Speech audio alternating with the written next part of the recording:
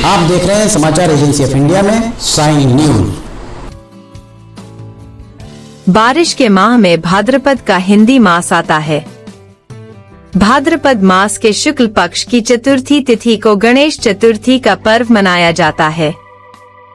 इस बार यह शुभ तिथि शनिवार 7 सितंबर 2024 को है। इस तिथि को सिद्धि विनायक व्रत के नाम से भी जाना जाता है। पुराणों के अनुसार इस दिन प्रथम पूज्य भगवान गणेश का जन्म हुआ था, इसलिए देश भर में इस पर्व को बड़ी धूमधाम से मनाया जाता है। गणेश चतुर्थी के अवसर पर भगवान गणेश की प्रतिमा की स्थापना की जाती है और अनंत चतुर्दशी के दिन भगवान श्री गणेश को अगली बार जल्दी आने की बात कहकर विदा किया जाता है। लेकिन क्या आप जानते हैं, भगवान गणेश ने भी समय समय पर धर्म की रक्षा के लिए 8 अवतार लिए हैं।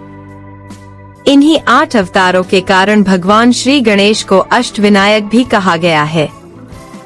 ये 8 अवतार ही अष्टविनायक कहलाते हैं। आइए आज जानते हैं अष्टविनायक भगवान श्री गणेश के 8 अवतारों के बारे में विस्तार से। कथा जानने से पहले अगर आप बुद्धि के दाता भगवान गणेश की आराधना करते हैं और अगर आप एकदंत भगवान गणेश के भक्त हैं तो कमेंट बॉक्स में जय गणेश लिखना न भूलिए। सबसे पहले बात करें वक्रतुंड अवतार की। जानकार विद्वानों का मत है कि भगवान गणेश ने वक्रतुंड अवतार मत्सरासुर नामक राक्षस का वध करने के लिए लिया था।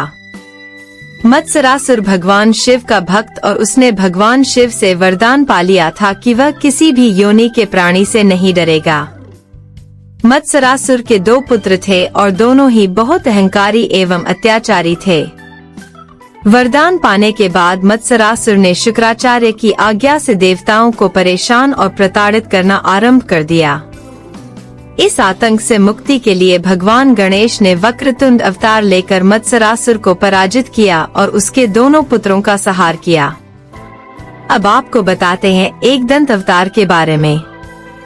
जानकार विद्वानों का कहना है कि एक बार महर्षि च्यवन अपने तपोबल के माध्यम से मद की रचना की थी और वह महर्षि का पुत्र भी कहलाया।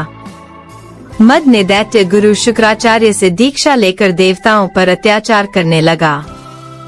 तब सभी देवताओं ने भगवान शिव और माता पार्वती के पुत्र का आह्वान किया।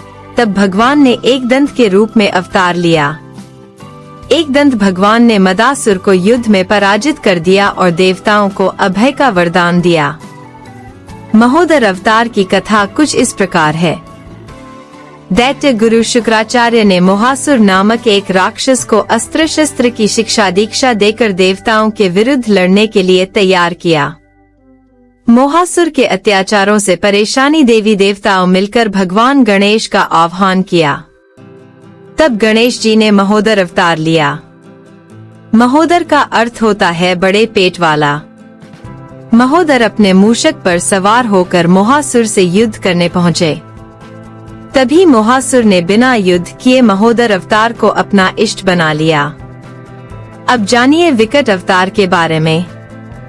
विकट अवतार की कथा के संबंध में कहा जाता है कि एक बार भगवान विष्णु ने जलंधर के विनाश के लिए उसकी पत्नी वृंदा का सतीत्व भंग कर दिया था। उसके बाद जलंधर का एक पुत्र हुआ कामासुर। कामासुर ने भगवान शिव की कठोर तपस्या की थी, जिससे प्रसन्न होकर महादेव ने त्रिलोक विजय का वरदान दे दिया था। वरदान पाकर कामासुर ने देवताओं पर अत्याचार करना आरंभ कर दिया। कामासुर से परेशान होकर सभी देवताओं ने भगवान गणेश का ध्यान किया और राक्षस से मुक्ति की प्रार्थना की। तब भगवान गणेश ने विकट अवतार लिया। इस अवतार में भगवान गणेश मोर पर विराजित होकर आए और कामासुर को पराजित कर दिया। इसके उपरांत आपको बताते हैं भगवान श्री गणेश के गजानन अवतार के संबंध में। गजानन अवतार के संबंध में कहा जाता है कि भगवान कुबेर के लोभ से लोभासुर का जन्म हुआ था। लोभासुर दैत्य गुरु शुक्राचार्य की शरण में गया और वहां से शिक्षा ली। शुक्राचार्य के कहने पर लोभासुर ने भगवान शिव से वरदान पाने के लिए कठोर साधना की। साधना से प्रसन्न होकर देवाधिदेव महादेव भगवान शिव ने लोभासुर को निर्भय होने का वरदान दे दिया। वरदान पाकर लोभासुर ने सभी लोकों पर कब्जा जमा लिया। तब सभी ने गणेश जी की प्रार्थना की और भगवान गणेश ने गजानन के रूप में अवतार लिया।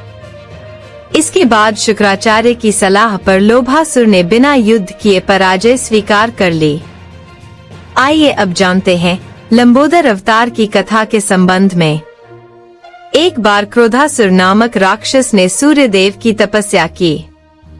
तपस्या से प्रसन्न होकर सूर्य देव ने क्रोधासुर को ब्रह्मांड पर विजय पाने का अवतार दे दिया। इसके बाद सभी देवी देवता क्रोधासुर से भयभीत हो गए और भगवान गणेश का आह्वान किया। देवताओं की प्रार्थना को सुनकर भगवान गणेश ने लंबोदर का अवतार लिया। भगवान लंबोदर ने क्रोधासुर को रोक लिया और समझाया कि ब्रह्मांड पर कभी भी विजय प्राप्त नहीं कर सकते और न ही अजय योद्धा हो सकते। क्रोधासुर ने फिर अपना अभियान रोक दिया और हमेशा के लिए पाताल लोक में चला गया। अब जानिए विघ्नराज अवतार की कथा के बारे में। एक बार माता पार्वती अपनी सखियों के साथ कैलाश पर्वत पर टहल रही थी, तभी बातचीत में हंसी आ गई। उनकी हंसी से एक विशाल पुरुष की उत्पत्ति हुई और उन्होंने उसका नाम मम रख दिया। मम वन में तप करने चला गया, जहां उसकी मुलाकात शंबासुर से हुई। शंबासुर ने मम को कई आसुरी शक्तियां दीं। इसके बाद मम ने गणेश जी को प्रसन्न करके ब्रह्मांड का राज मांग लिया। जब इसके बारे में शुक्राचार्य को जानकारी मिली, तब उन्होंने मम को दैत्यराज का पद दे दिया। पद मिलने के बाद मम ने देवताओं को पकड़कर कारागार में डाल दिया। तब देवताओं ने भगवान गणेश का आह्वान किया और उनको अपनी समस्याओं के बारे में अवगत कराया। भगवान गणेश ने विघ्नराज अवतार का अवतार लिया और फिर ममासुर का मान मर्दन करते हुए देवताओं को बंदी गृह से छुड़वाया। धूम्रवर्ण अवतार की कथा कुछ इस प्रकार है। एक बार ब्रह्मा जी ने सूर्य भगवान को कर्म राज्य का स्वामी बना दिया। इससे उनके अंदर घमंड आ गया। राज करते हुए सूर्य भगवान को छींक आ गई, जिससे एक दैत्य की उत्पत्ति हुई। छींक से उत्पन्न हुए दैत्य का नाम अहम पड़ा। अहम दैत्य गुरु शुक्राचार्य के पास चला गया और वह अहंतासुर बन गया। इसके बाद उसने खुद का राज्य भी बना लिया और भगवान गणेश की पूजा करके वरदान भी प्राप्त कर लिया।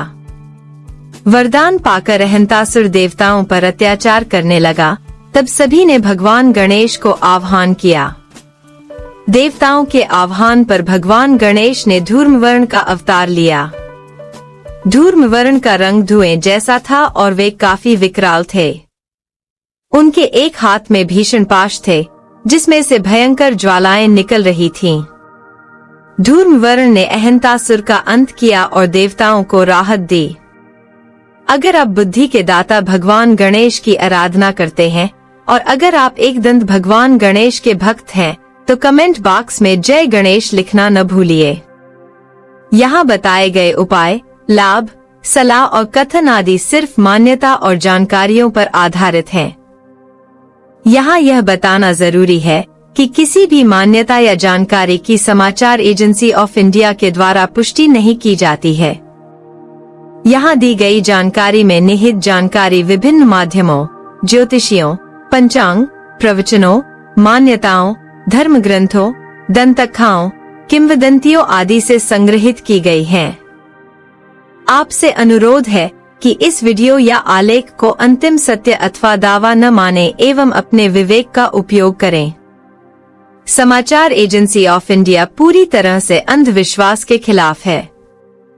किसी भी जानकारी या मान्यता को अमल में लाने से पहले संबंधित विशेषज्ञ से सलाह लें।